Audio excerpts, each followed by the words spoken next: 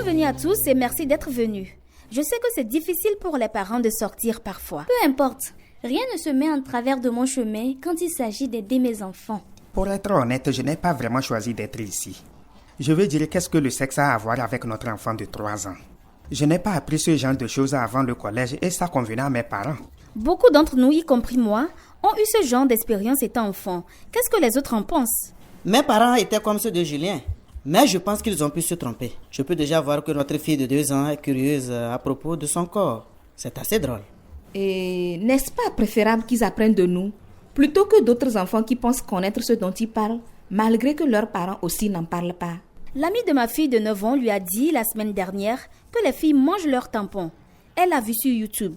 Ok, mais quand même, comment savoir quelle est la bonne chose à dire? Si tu te trompes, si tu en dis de trop, ou si c'est très tôt, cela ne pourrait-il pas être dangereux? Pendant de nombreuses générations, les adultes ont pensé que protéger les enfants de l'apprentissage sur la sexualité était la meilleure affaire. La vérité, c'est que des enfants mieux éduqués sont beaucoup plus susceptibles de prendre de meilleures décisions sur tous les sujets en grandissant, y compris la sexualité. Mais concernant la sexualité, il y a toujours un double argument qui dit que la connaissance peut être nuisible. Je sais que tu as raison, mais je suis tellement gênée par les mots que je devrais utiliser. Et n'est-il pas préférable que les mères parlent à leurs filles et que les pères parlent aux garçons? Les enfants, en particulier les jeunes enfants, se tournent vers les adultes pour obtenir des informations simplement parce que nous sommes des personnes de confiance, indépendamment de caractéristiques comme le sexe.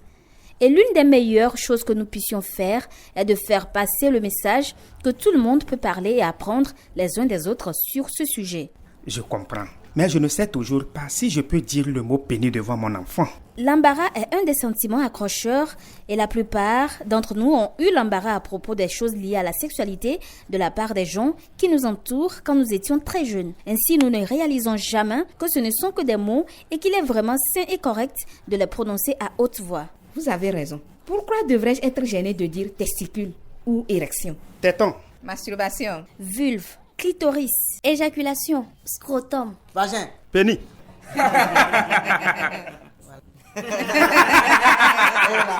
Bon travail tout le monde.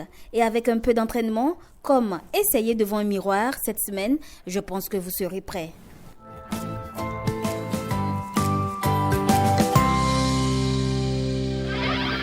Pour en savoir plus, allez consulter la vidéo sur la web TV de l'application Info Ado Jeunes disponible gratuitement sur Play Store. La TBEF pour une vie meilleure.